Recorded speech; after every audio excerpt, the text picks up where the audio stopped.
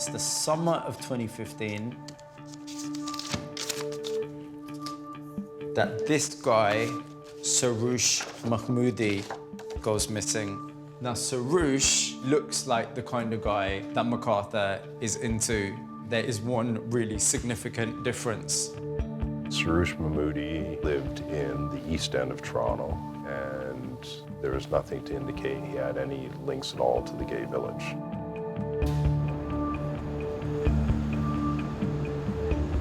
With the police unable to connect Soroush to the gay community, could it be that 5 years into his killing spree, MacArthur changed tack and started hunting down straight men?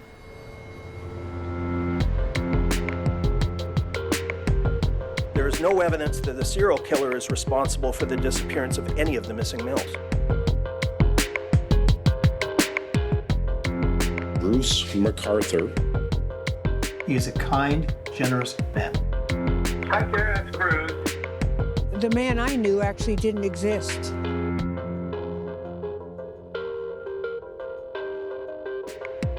Yesterday afternoon, human remains were located at one of the first digging sites.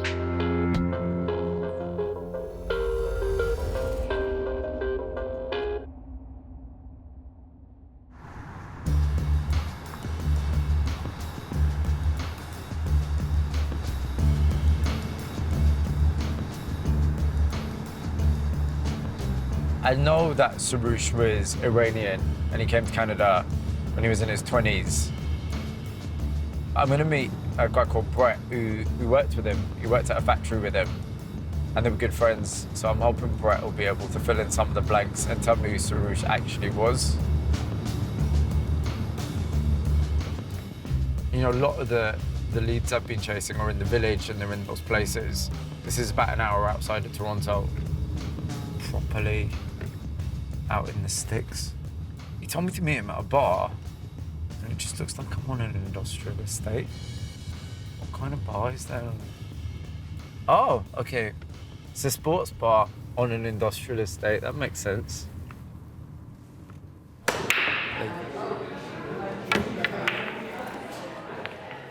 There we go. Yeah. Is that him? That's him there, enjoying a Budweiser. This was his first ever camping trip here since being in Canada. Is he chopping up a tree? Yep. I swear, that's like the most Canadian thing you can possibly do. Yeah, he fit right into the lifestyle here. After work, we would play pool, have beers and wings, and, you know, just hang out. What did he tell you about his life outside of work? He lived by himself, you know, until he met his wife, and it was shortly after they got married that he moved to Toronto. Did you ever end up meeting his wife? I did meet her, yeah. Okay. No, I was at his wedding. They strike you as being in love. Oh, very much, yeah. So you don't really get the impression that he was living some kind of double life? I had never known him to be with another man. I mean, in the factory where you work, how would people have responded if he did come out as gay? Yeah, I don't know. I mean, around here that, you know, I'm sure there's, you know, few people that still, you know, don't accept it, but wouldn't have mattered to me. Well, I would have supported him.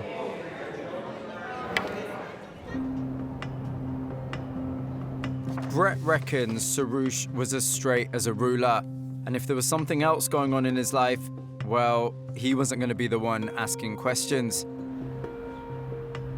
Hank at Toronto Police said there was nothing to link Soroush and the gay village either. Thing is, Soroush wasn't a complete unknown to the cops. With Soroush Mahmudi, there's so little information about him anywhere, but I have got my hands on his criminal record. And it's not lovely. There's an assault 2 years before he met his wife. This could be a really important lead because this other document that I've got, it says the name of who he assaulted, and it's clear as day, it says it there, Sarah. A few dozen cold calls later, I found the right Sarah.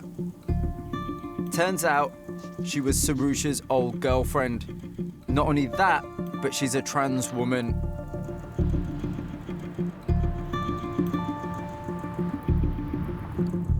Now, I'm not a detective, but that tells me there could be a link between Soroush and the village. Hello, I'm Mobeen. How are you doing? I'm okay, how are you? Nice to meet you. Yes, come on in, Can I come on in. Thank you so much. Don't worry about your shoes. Can you remember when you met him? Can you remember the day you met him? Oh, yeah, exactly. Yeah, at Woody's, just down there on the strip. I was 27. And Woody's is in the village. Yes, It's in the gay village. yes. I don't like the way I look in this picture, but... This is you. Yes. Oh, you look very glamorous, like you're having a good time. I said, you're very beautiful. Why are you in a place like this? And I said, I was what I... And he said, oh, I didn't realize. And What? I just want to be clear. Did you say? He thought I was a woman. And you said, whoa, yeah. And you said I'm a trans woman. Yes. Okay, yeah. You know, in the time we live in, still to this day, I think it's fair to say trans people don't have an easy time. You know, quite No. often they don't. And so I think it takes a certain kind of person to be with a trans person, i.e. it takes someone well, yeah, who's that's- going to be open-minded enough. See, I wouldn't go out with somebody that was embarrassed. I wouldn't sleep with somebody that was embarrassed. And he wasn't gay, like to have a label, if people want to put sexual labels on people. He maybe had fooled around or done whatever, but he was the top. So he's but when you said top, then you'd be suggesting you want to use that phrase In a gay, yes, in a gay he would. context. But like I say, he wasn't gay per se, you know what I mean? So, Would you say you, at that point, did you love him? yes. Yeah. Still kind of, I have feelings about good things. I mean, you're always gonna, if you have a heart, about somebody you shared your bed with, but it unlocks a lot of stuff for me. Because Soroush tried to kill me himself, so. He tried to kill you. Yes. 3 days after my 30th birthday, he was moving out, and the reaction that I gave him wasn't the one he was looking for. I am not begging anyone to stay with me or love me. Fuck that. Forget it. I can just almost envision him standing at that kitchen counter in that house that we rented and grabbing that blender, and all of a sudden I just felt this thud on my head and my knees buckled. I hit the carpet. Then the next one came, so I have 2 indents on either side of my skull that have not gone away. And then the third one came across my face. And then the rest just came on my body. I had to fight for my life to get away from him. So that was the last time I ever saw him. I still don't, even after what he did to me, think that he deserved to be thrown in a hole. Of course. Have you kept anything of Soroush's? Nope. You just got rid of everything. Burnt it. You burnt it. Burnt it. There is a picture. Can I see? You can just make out his hand on my waist. That's the only thing I have left of Soroush. I don't understand what he was doing with that man to be alone with him to allow that to happen. He had to have drugged Soroush. I don't see Soroush going to that man for even fatherly kinda, Sure. you know? Can you remember when you met him? Yeah, at Woody's, just down there on the strip. In the gay village? Yes. We're probably never going to know why MacArthur targeted Soroush, but listening to Sarah, it's really significant that she references hanging out with Soroush at Woody's, because Woody's is a few doors down from this place, the Black Eagle, in the middle of the gay village. And all of a sudden, Soroush goes from being a man that has gone missing in Toronto to actually being a man with links to the gay village. And of course, just like the previous 3 victims, he also happens to be a brown-skinned man. But that pattern just wasn't spotted. And so what happens? Down the line, April 2016, another man goes missing. And this time, the victim is a guy called Dean Lisowick. And everyone just talks about him as the most lovely person. You know, people often say that there are people who will give you the shirt off their back. That was Dean. He'd be playing pool with others, you know, having a drink, you know, chatting, laughing. I cannot imagine the terror and fear that must have gone through his mind, realizing what was going to happen. It doesn't take a genius to spot the difference. All the victims to this point are brown guys. He is MacArthur's first white victim. So why did MacArthur target Dean Lisowick?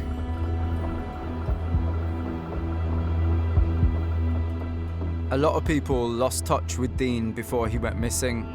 Those that did know him told me he was spending time downtown in a gay sauna. So naturally, that's my next stop. I know about these saunas. They're not to make your skin look nice. They're not that kind of sauna. It's about sex, it's about hooking up with people, and the idea is everyone's meant to be up for it. It can be pretty anonymous. There's not that much talking. You just get down to business. It's also not the easiest thing to film because I don't know where I'm going to stick my microphone because nobody put it under your shirt.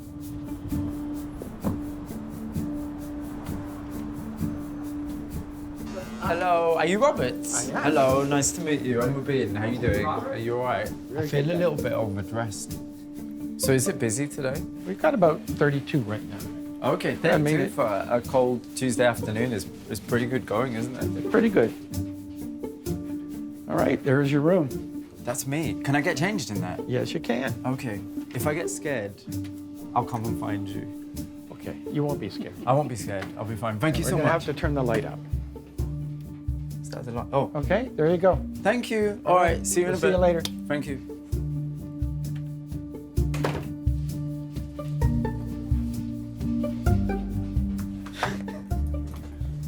There's just a little leak everywhere.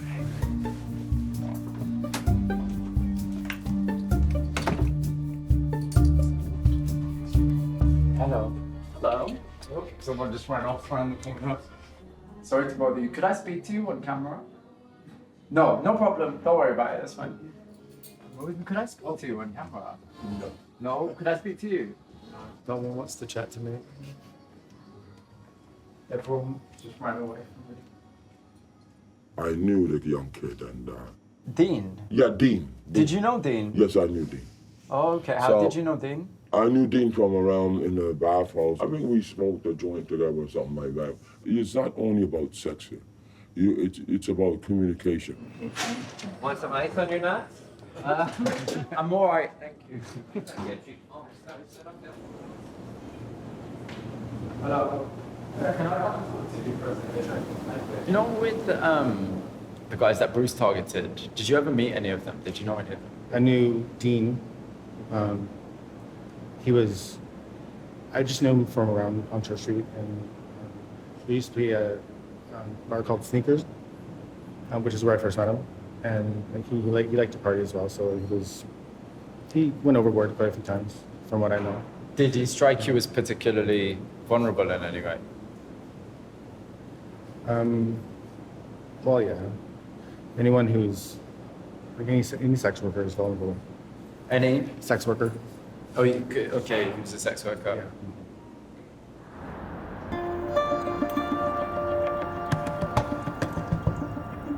It makes sense and could explain how Dean came into contact with MacArthur, who'd hooked up with sex workers before. I wanted to find someone who could talk about that part of Dean's life. Layla Legend is a sex worker, and more importantly for me, she knew Dean. You feeling okay? Yeah, okay. That's one way, this is the left, okay. How's driving for you? Yeah, here? So you guys obviously do it on the other side. Yeah. Which is a bit different.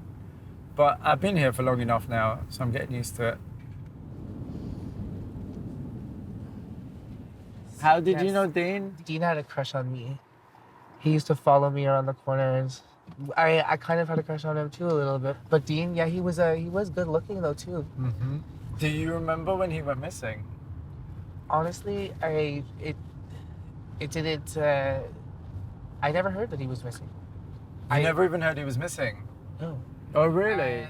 But when the whole case came out and his victims, you know, I saw his face, and I was like, oh my god. But like I never noticed that he went missing. Sex workers are the easiest target. It's kind of like part of the job description.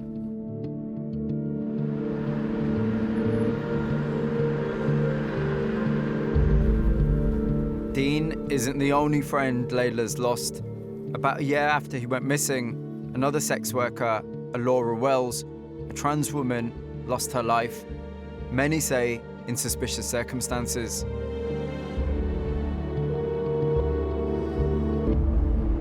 She was badly decomposed.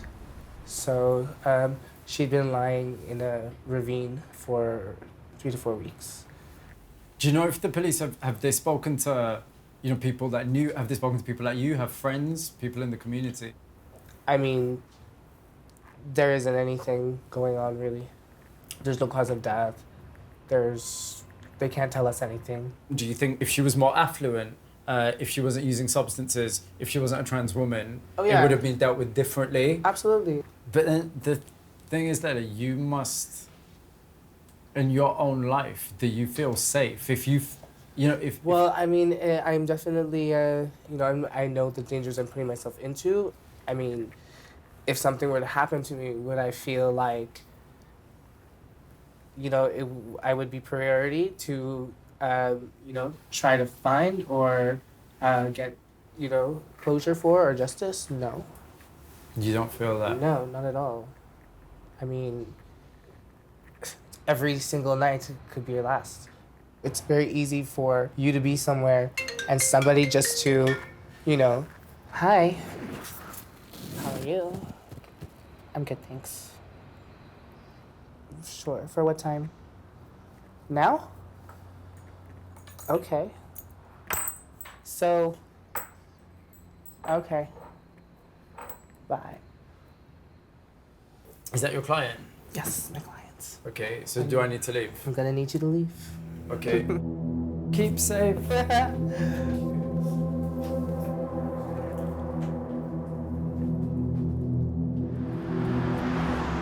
I checked in with Layla later, and she was fine. But it made me wonder, was anyone checking in on Dean? Looking through the police report on Dean, there's this reference. It's just heartbreaking. It says, no one reported Mr. Lisowick missing. And it's not referring to a few weeks or a few months. It just means no one reported him missing, ever. And in fact, people only knew there was a problem when there were images of his dead body found on MacArthur's hard drive. And that was more than a year later. How does an adult just disappear and no one even reports it? How can that happen?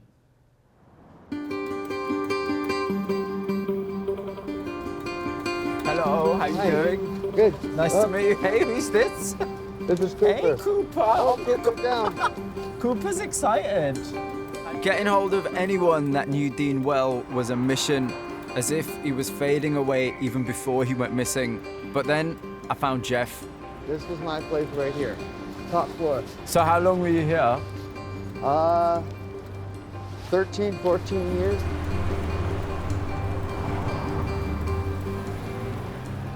When did you actually meet Dean? They kept seeing him sitting here. And then eventually, you know, do you want to come in for a cup of tea? It's cold out, you know, whatever.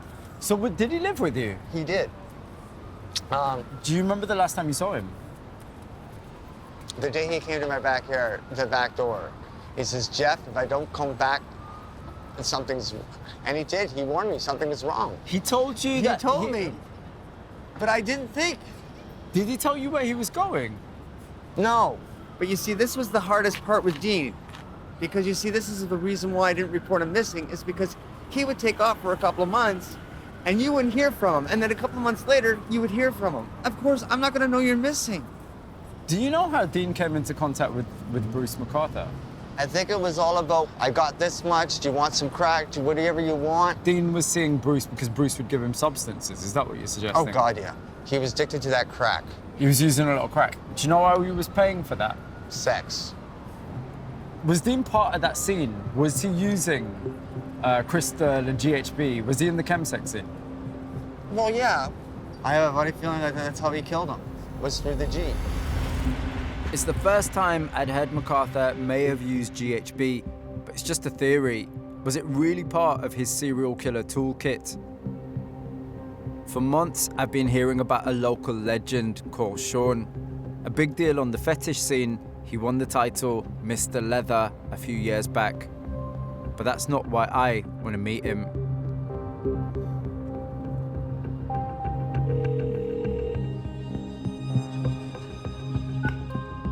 The story goes, Sean hooked up with MacArthur in July 2017, just a month after the 8th and final murder.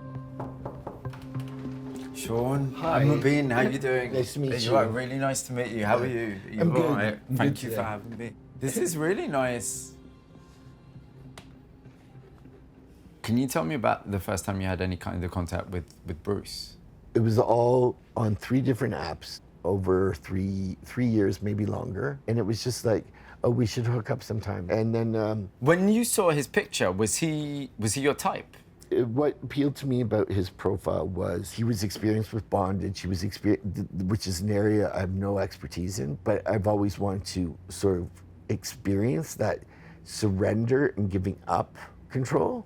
Is that his profile? Yes, it Can I is. take a look? Yeah. Silver Fox, Leather Daddy, Toronto. This is the part you want to read, though.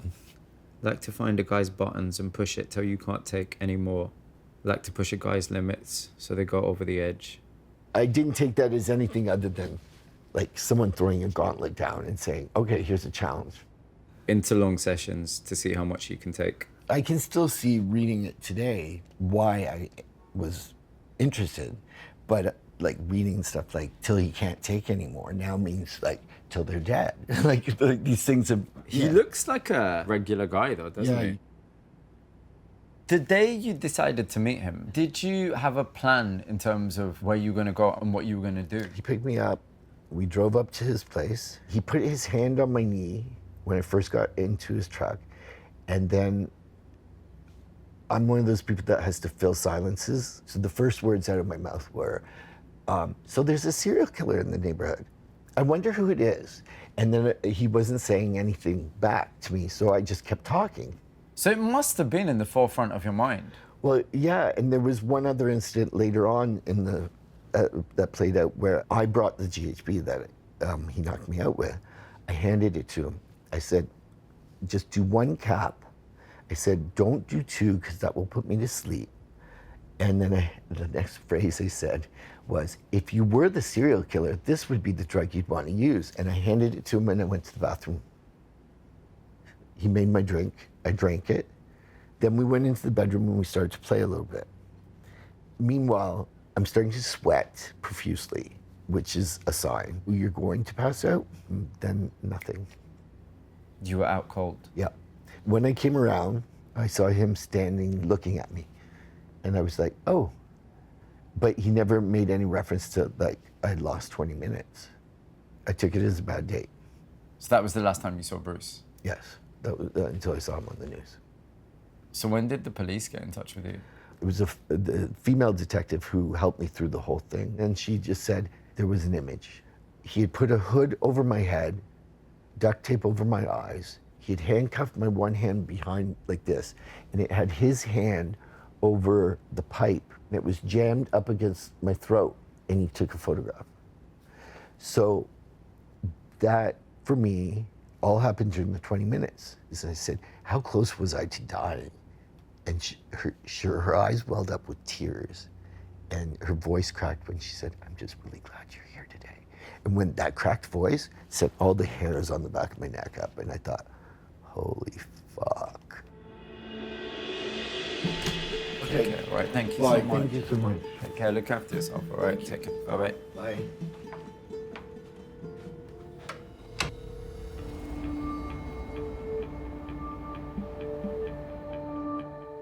There's no nice way to say this. MacArthur was a trophy collector.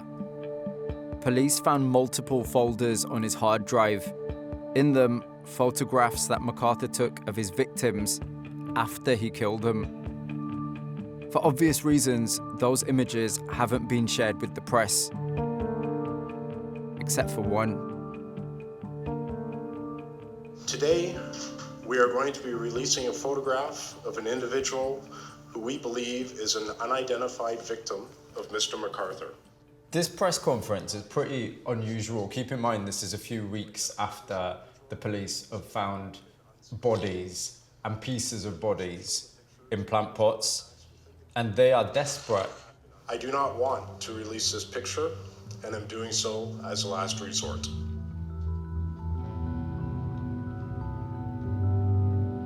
I've never done this, and I do it with great hesitation. But releasing this photo gives police hundreds of tips.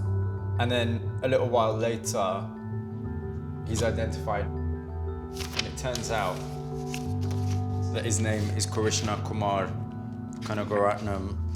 He's this guy. He'd come from Sri Lanka in 2010, and he applies for refugee status.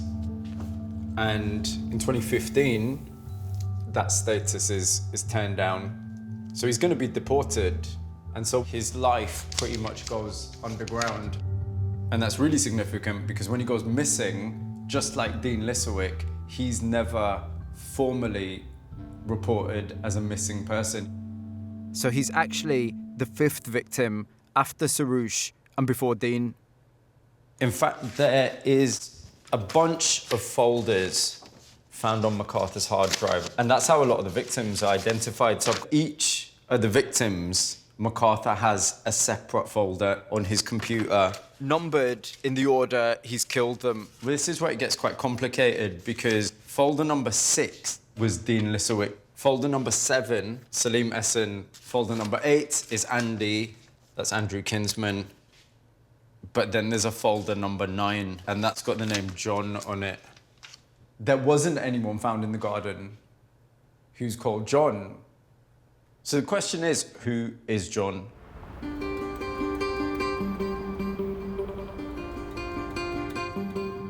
That's a hard question to answer, considering the thousands of people who are reported missing in Toronto each year. Like any city, there are people here who live in the shadows, calling doorways and park benches home. Hey, Mita. I'm Mobeen. How are you doing? It's nice to meet you. That's why I'm seeing Mita. She works with homeless people in the city. So I've got these, and there's a heavy suitcase in the back. Should I grab the heavy suitcase? Yes, please. I've got blankets, scarves, hats. Hang on, I've also got like a suitcase stuff. I don't know what's in it. Good morning. This was How are you? From my mom and her neighbors. Oh, I found a pair of black gloves. There's a pair of black gloves for you. Hey, you don't want that Not hat, that do you? one. No, I agree. It's cute, but you don't want it. Mita knew 4 of the victims from the gay scene: Skandar, Basir, Dean, and Andrew. So there's a good chance that if someone goes missing from the village, it's going to be on her radar. Did you ever have any dealings, or did you ever meet Bruce? Yes. You met him? I stood next to him at the AIDS vigil. Oh, really? Was there any kind of vibe about him? None. Nothing. There was zero. And I'm pretty good at, street safety, at having that second sense of danger, of this doesn't feel comfortable. There was nothing. Nothing. And there are so many vulnerable people that disappear that it's anybody's guess what he's responsible for. Alarms don't go off. Not down here, they don't. Do you think there might be other victims then? Absolutely. There's a friend of mine from high school who's missing, and his sister contacted me, and everything matched up with everything we knew about Bruce McArthur. Good. Did you say he's got a sister? Yeah, my friend John. Yeah, Yes. So it's John that went missing? Yes. Do you think John's sister would speak to me? Absolutely. Her name's Judy. Judy Riley. I'll put Can you you put me in with touch her. with Yeah. her? Yeah, absolutely.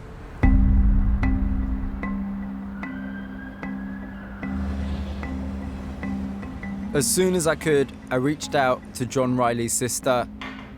Turns out she's not in Canada, but she does want to talk.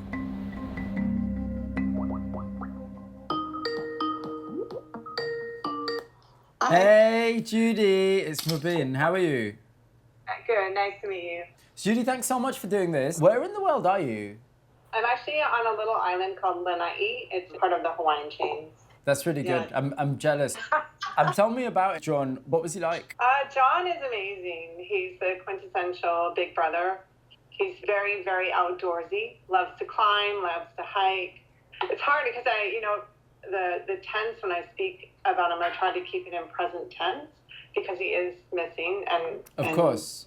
When's the last time you saw him or spoke to him? So he disappeared April 26th of 2013. So He sorry. left a note. Oh, what did the note say? The note says, going to Toronto for a couple of days. Mm-hmm. He said that he was meeting someone in Toronto for a job. Do you know what areas he was staying or where he was staying? Yeah, he stayed at the Y. Do you know what area the Y's in? Yeah, it's right in Gay Village. Do you think he might have been gay? He's gay. I don't believe so, and I believe that if he was gay, he wouldn't have to hide that from me. I mean, it does sound odd, but he really enjoyed people watching. He loved going to coffee shops. Tell me about the coffee shops. Are there particular ones that he really liked? Yeah, there's one he always went to, only one. What's the name? It's right on Church Street. It's the Second Cup, and it's the same one Bruce McArthur went to. That was his favorite coffee shop. Yeah. Do you think you just mentioned Bruce? Did you say I know John was very outdoors. Did he do landscaping? For example, if there was a landscape gardener that was looking for an extra pair of hands, would he have done that kind of work? Oh, sure. Like at first I didn't see any correlation with Bruce McArthur whatsoever. But the moment I found out he was a landscaper, and as I started to put these pieces together, I was in full-blown panic mode. I just want to know, and this is difficult, but is there anything that you think would have made your brother vulnerable? Yeah, he's not suspicious of people. He's very trusting, a bit naive, I would say. The more I learned about Bruce McArthur and just, the older Santa Claus man, that's the part that had me quite alarmed. Yeah, is there any kind of theory from the police about what happened to your brother? No, the extent that they have investigated John is they did look at his computer and they didn't see a direct connection with Bruce McArthur. They didn't see emails or messages. That's specifically what they were looking for. And then he sort of wrapped it up by saying there were 9 folders on the computer. You're talking about Bruce McArthur's hard drive. Yeah, that's how they had been organized, by victims. And that's why they believed, because of the nine folders, and I guess the last one was labeled John, but he said it wasn't your brother. Do you know what they found in that folder? He said it was the person that was the last person that was tied up in his apartment.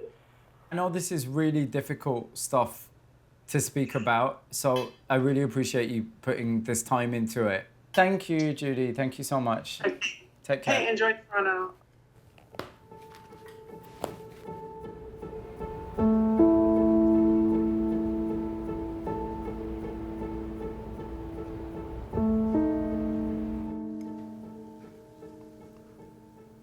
The John that's labelled on folder number 9 turns out not to be John Riley. He turns out to be a guy who is in MacArthur's bed at the time when the police storm in and in effect save him. So that's a happy part of the story. Someone's life is saved and pictures of John never make it into the folder. That doesn't change the fact though that Judy still doesn't know what happened to her brother, and she certainly doesn't have any closure.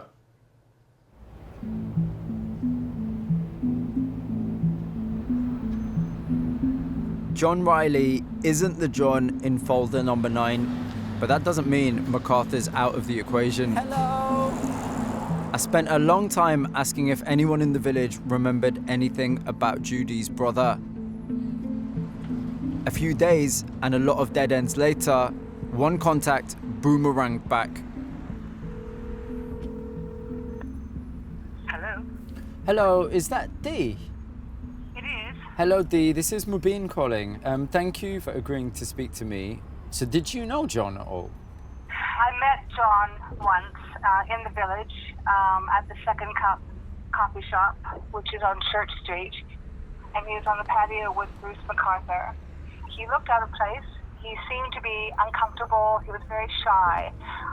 Bruce McArthur was very animated, very loud, and they were talking about how they had been doing landscaping together. Bruce McArthur, and John had been doing landscaping together. Are you completely sure that John was with Bruce McArthur? 100%. I wouldn't have called the police if there was any doubt in my mind. So the police actually reached out to you as part of the investigation? Yes, exactly.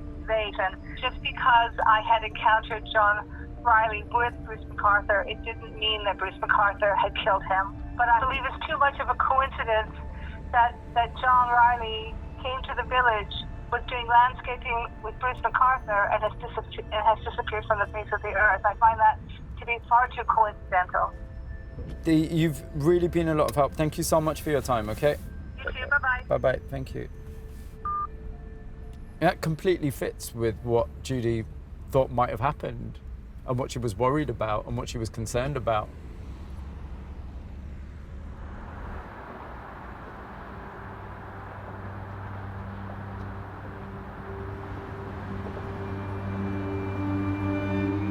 If John Riley worked with MacArthur, there's a real chance that one of his gardening clients could have seen them together. I know Karen and Ron are still dealing with the aftermath of bodies being found in their garden. How are you? But I had to know if they remembered John. I wanted to ask you something. Mm-hmm. It was about people coming to the house. Yeah. And people that came along with Bruce. Yes. Because I know, am I right in thinking there was a bunch of different, always different co-workers he'd have with him? Always different, you say? Yeah, they came and went. Sometimes I just heard the voices or yelled hello out the window and carried on with what I was doing. Mm-hmm. But yes, there were some that I met. Most I didn't. Can I share a picture with you? Yes. This man is missing. Oh dear. And I've been speaking to his sister, who's been understandably very, very worried. He's called John Riley.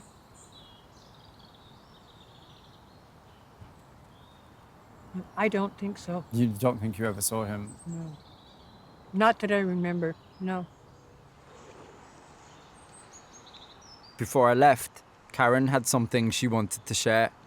Still trying to process all those bodies being buried in her garden, she's making a podcast about what she went through. The opening episode is about her relationship with MacArthur, someone she used to call a friend. As prep, Ron dug out an interview Karen did with MacArthur years ago. Back then, it was a bit of fun. It's Christmas time, and he's just started his new job as a shopping mall Santa Claus. Here we go. Bruce Santa.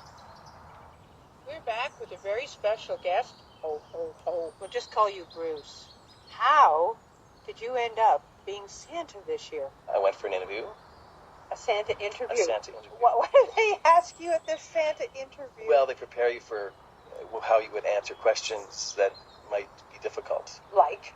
It's like they would want their parents back together again for Christmas. Oh, and what does Santa say on that matter? Well, I'm in the toy business. And... Oh, in the toy business. Move along. Sometimes if they have lost a loved one or something like that, the kids would ask what Santa could do about that. The mall I'm in actually is quite an ethnic, multicultural mall. It's amazing how many people will come up from different backgrounds, different religions, and take a candy cane from Santa Claus. I think I'm enjoying it far more than I ever anticipated. Yeah. It has been so much fun. Yeah, Merry Christmas, Merry Santa. Christmas to you too, and to all those listening. Thank you. Have you played that to anyone else? No, you're the first person. What, just Ron and I? No one else has heard it. Is it difficult to listen to? Yeah, going back to the dark part of how it all turned out. I mean, you would never think, would you? A guy like that could be threatening. There's just humanity and empathy there. That's right. That's what we saw for over 10 years. And you think at some point, well, maybe he just never thought he was going to get caught. There are some times, particularly when I'm in the yard, when I think about the men, I think about their last few minutes. I mean, when they realized he was killing them. No one should ever live through a moment like this. It's just awful.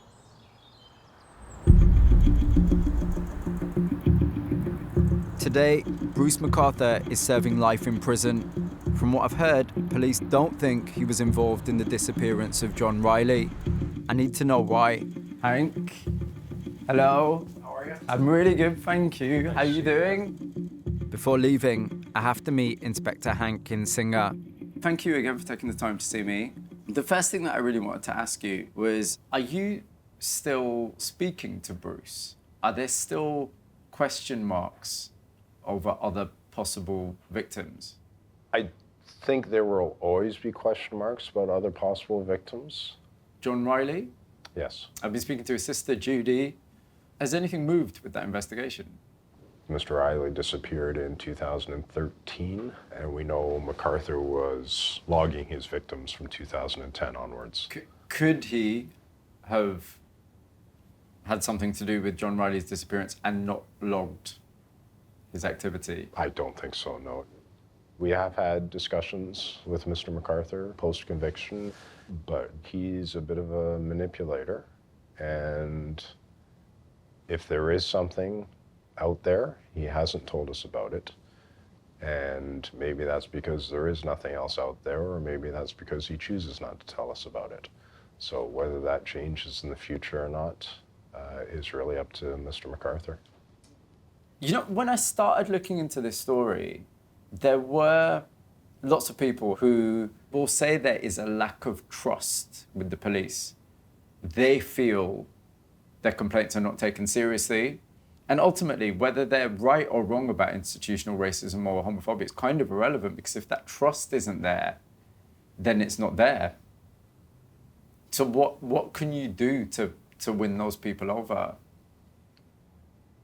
I hate walking down Church Street and thinking that people there don't like me because of what I do. I'd much rather walk down Church Street and it happens and people come up and they chat and they want to be friendly.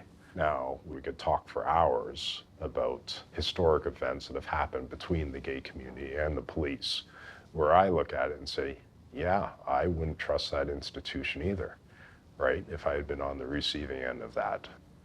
There definitely was information out there that was never provided because of that lack of trust. And there's a lot of officers out there doing a lot of good work to try and bridge those gaps. Perhaps if in 2010 and 2011 we had the assets and the neighborhood officers and the community liaison officers that we now have, would there have been a little more information that would have come forward? Possibly. Right? Like so many things in this investigation ultimately would have made a difference. I don't know. When I arrived in Canada, my connection to the village was instant. It's Toronto, yes, but it could be London, Tokyo, or Mexico City. It could be anywhere. That rainbow flag tells us we are safe. But MacArthur's rampage smashed that feeling apart until, after 7 years, he was stopped. It's not just by chance that after Andrew Kinsman goes missing, MacArthur ends up being caught. There's a reason for that. It's because Andrew had an entire community around him. So the moment he goes missing, there's people making noise. We started informing the police that this is not going to go away. We are going to find where Andrew is. Whether you're going to help us find him or not. And that can't be said of all of the other guys that were missing over these 7 years. So we've got a situation where, yes, there's definitely failings by the police. And yes, you've got this monster who is able to manipulate individuals and the police. But he's only able to do that because all of these individuals have vulnerabilities. He was not able to get the help he needed with post-traumatic stress from living in a war-torn country. Some of them are dealing with addiction. He was addicted to that crack. There's issues with housing and homelessness. There's double lives. Some of these guys were never even reported missing. Alarms don't go off. Not down here, they don't. These 8 men are so much more than victims. They were loved, they were precious, they are missed. We can label them undesirables or have-nots, but most importantly, we have to understand that it was their circumstances that left them open to exploitation. It happened here, and it could easily happen again in some other place. There's a lesson in that for every single one of us, every town, city, and community. Everyone here most likely is dealing with maybe a bit of rejection, or not feeling great about their families, or not feeling 100% cared for. And so for them to get to this point and be here, that person is dealing with some stuff. And so it's so important, it's so crucial that we recognize that we have to take care of each other, all of our communities. I'm talking about nurturing each other and accepting each other. And that means protecting each other as well. We've got to do that.